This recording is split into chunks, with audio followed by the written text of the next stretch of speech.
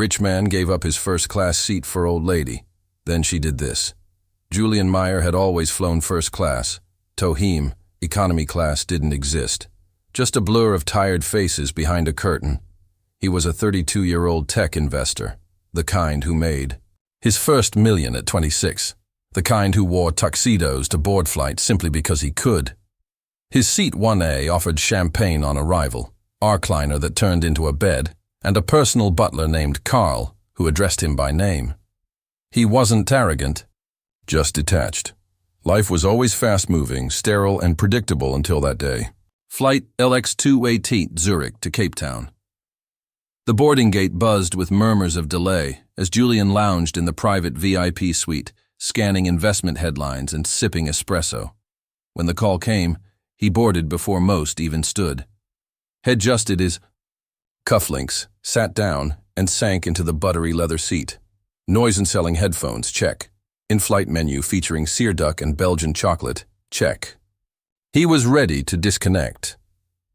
But life had other plans. As boarding finished, the murmurs turned to murmuring stares. Something was happening near their hour of the plane. An elderly black woman, frail with deep lines etched into her cheeks, was struggling to make her way down the aisle. She wore a worn white head wrap, cream blouse, and soft cotton skirt. A metal walker clicked against the cabin floor, every step measured and slow. She wasn't alone. A blonde flight attendant guided her gently, whispering something into her ear. But the woman seemed disoriented, glancing around as if something wasn't right. Julian watched without much thought until he saw her eyes dart toward the exit door, then back to the seats in economy. Row 42, right next to the engine, next to the toilet, with no space for her walker. She was shaking. He could see it from 1A. The flight attendant bent down. "Ma'am, this is your seat here." The woman whispered something. Julian couldn't hear, but her face crumpled. She couldn't do it. Not that far back, not with that frame, not for a 12-hour flight. And for some reason, without thinking, Julian stood. He approached the attendant calmly. "Switch her seat with mine," he said. The woman blinked. "Sir." Julian nodded toward the old woman. "She can't sit back there. She'll collapse before we reach Munich." The attendant hesitated. "You're in 1A, sir." "I know," Julian said, removing his jacket. "Just give it to her." Passengers were watching now. A few raised eyebrows. A man in business class actually chuckled. But Julian didn't care. He helped the attendant gently guide the woman toward the front. As they reached the seat, she paused. Her wrinkled hand gently touched his wrist. Her eyes studied him, not with confusion anymore, but recognition. "You're giving up this for me?" she asked. Julian shrugged, almost awkward. "It's just a seat." The old woman smiled faintly. "You remind me of someone." She lowered herself slowly into the leather chair, her breathing steadied. Her walker was secured nearby. The cabin crew brought her hot tea.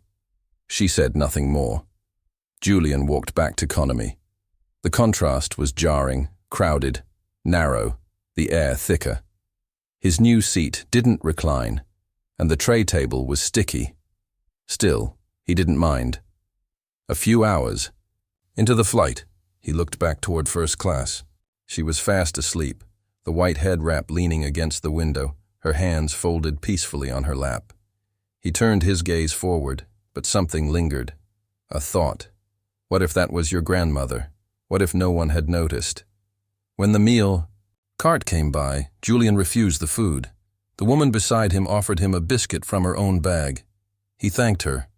She said, "Not many people would do what you did." Julian smiled faintly. It wasn't planned. The plane dimmed for night mode. Somewhere in the cabin a child cried. An overhead light flicked off.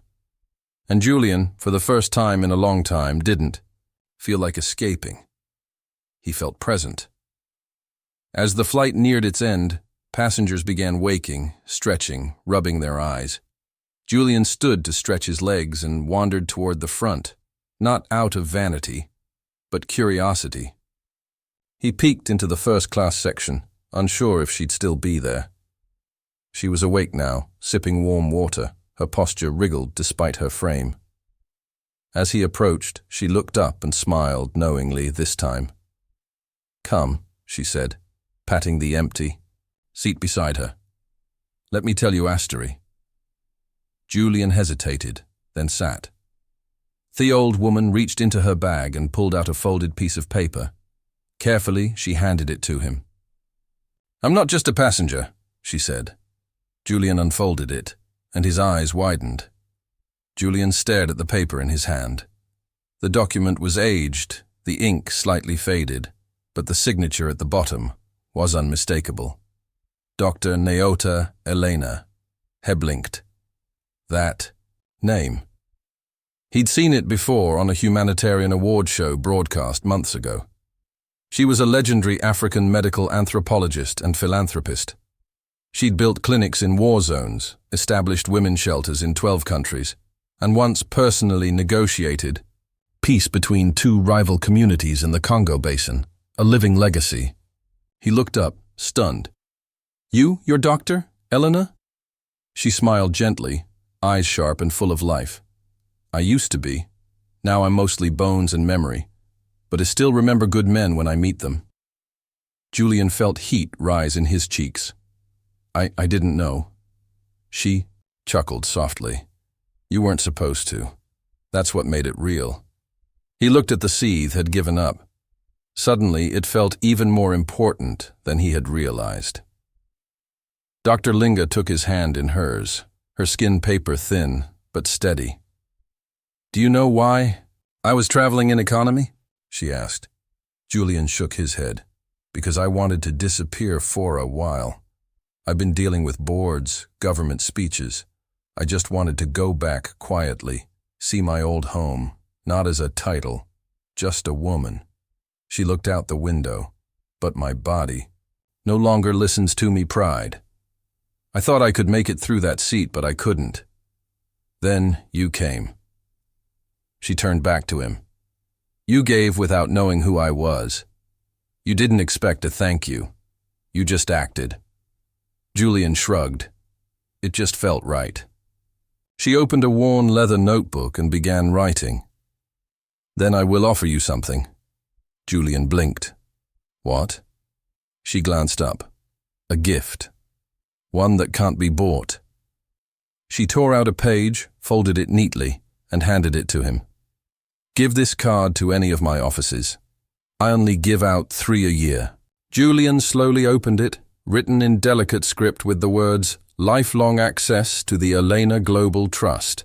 Any project, any need, justify the purpose, we fund the person." Below that, her personal contact number and seal. He didn't know what to say. This woman, who had impacted millions, was now offering him a doorway into impact, into a world of purpose he'd only flirted with from a distance. "You don't have to use it," she said softly. "But if you ever tire of chasing numbers, use it to chase meaning." Julian nodded, heart pounding. "Thank you. I don't deserve this." "You didn't need to," she said. "You already earned it." When the plane landed, Dr. Elena insisted Julian walk ahead. "I'll be slower," she smiled. "Besides, I like watching people carry more than they realize." He stepped off the jet bridge into the morning light, still holding the card. The world outside felt different, larger, fuller. He wasn't thinking about his stock alerts or pending contracts anymore. He was thinking about possibility. A month later, Julian deduced the card, but not for himself. He started a program funding education for children in underserved communities, naming it after his mother, who had passed from cancer when he was 17. The foundation's first grant came from the Elena Trust. He never advertised it, but years later, when Dr. Elena passed peacefully in her sleep, her will included one specific quote about Julian's gesture. He gave without needing to know who I was, and in doing so reminded me who I still am. Sometimes a small act becomes something far greater than we imagine. And sometimes giving up your seat puts you right where you were meant to be. If you enjoyed this story, don't forget to give it a thumbs up and hit that subscribe button for more emotional, dramatic, and unexpected tales. And let us know in the comments, where in the world are you watching from? We love hearing from all of you. Until next time, stay kind, stay curious, and keep watching.